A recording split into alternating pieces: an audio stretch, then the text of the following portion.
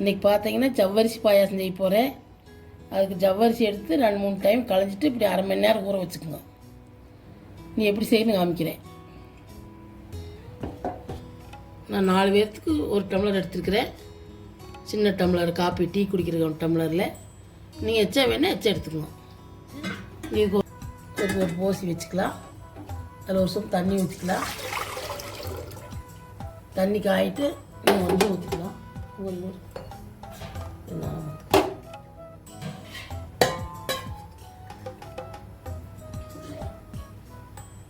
1.5 சொம்பு தண்ணி ஊற்றிக்கலாம். இது காயிட்டு அதுக்கப்புறம் அரிசி போட்டுக்கலாம். உலகம் ஆஞ்சிருச்சு. இந்த ஜவ்வரிசி போட்டுக்கலாம். அப்படியே தண்ணியோடு ஊற்றிக்கலாம். ஊற வச்சு தண்ணியோடய நல்லா ஒரு அரை மணி நேரம் வேணுட்டு இப்படி கையோட காரி விட்டுங்க. அடி பிடிச்சிக்கு இப்படி கொஞ்சம் நேரத்துக்கு இருக்கும். அப்படி காரி விட்டுங்க. நல்லா வேகிட்டு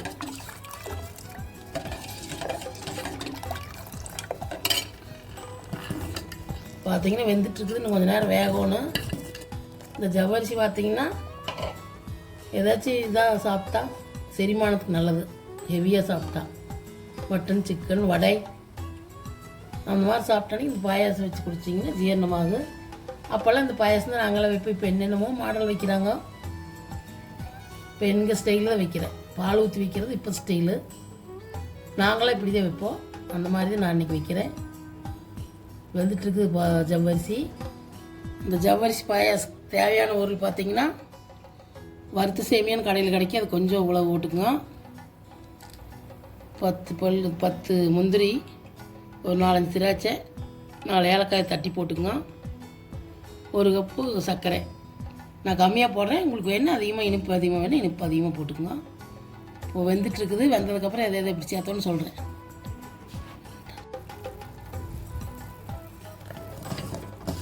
இப்படி கைவிடாத கிளறிட்டே இருங்க. அடி பிடிச்சிக்கு.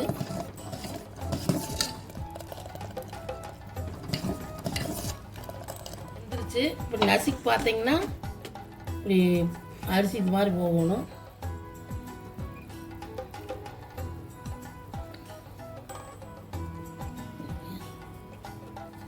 நசுங்கி போகணும். இப்படி நல்லா நசுக்கணும்னா அரிசி வெந்துருச்சுன்னு அர்த்தம். இனி சேமியா போட்டுக்கலாம். கொஞ்ச நேரம் சேமியா வேகிட்டு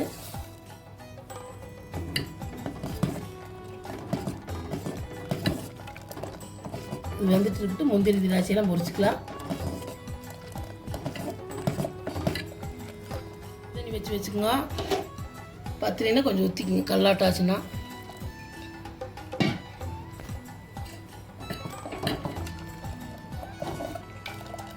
நீ ஏலக்காய் நுணுக்கி வச்சுக்கிற ஏலக்காய் போட்டுடலாம்.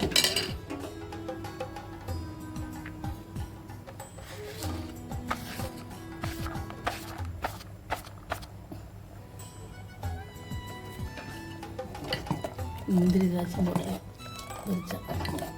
முந்திரி திராட்சைங்க 1 ஸ்பூன் நெய் ஊற்றி சூடானதுக்கப்புறம் முந்திரி சேர்த்துக்கலாம். திராட்சை சேர்த்துக்கலாம். இந்த அப்படியே பொரிட்டு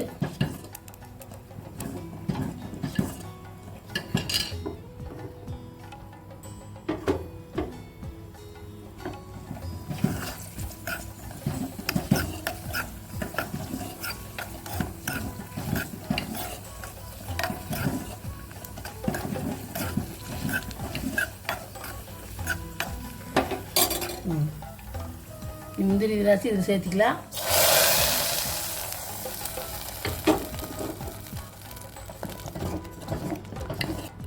நீ பார்த்தீங்கன்னா சேமியா வெந்துருச்சு. முந்திரி திராட்சையும் போட்டாச்சு. நீ சர்க்கரை சேர்த்துக்கலாம் தேவையான அளவு.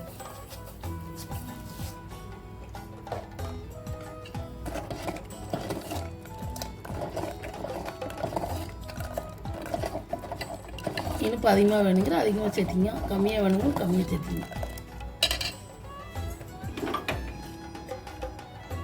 எல்லாம் வெந்ததுக்கப்புறம் சர்க்கரை சேர்த்தோன்னு முதலே சேர்த்துனீங்கன்னா வேகாது. சேமியா ஜவ்வரிசி எல்லாம் வெந்ததுக்கப்புறம் கடைசி சர்க்கரை சேர்த்துக்கணும்.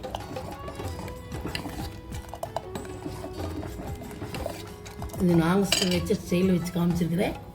பால் ஊற்றி வைக்கிறது இன்னொன்று ஆக்கி காமிக்கிறேன். பார்த்தீங்கன்னா ஜவ்வரிசி பாயாசம் ரெடி ஆயிடுச்சு. நீங்களும் உங்கள் வீட்டில் செஞ்சு பாருங்க. குட்டீஸ்க்கெல்லாம் செஞ்சு கொடுங்க. இந்த வீடியோ பிடிச்சிருந்தா லைக் பண்ணுங்கள், ஷேர் பண்ணுங்கள், சப்ஸ்கிரைப் பண்ணுங்கள்.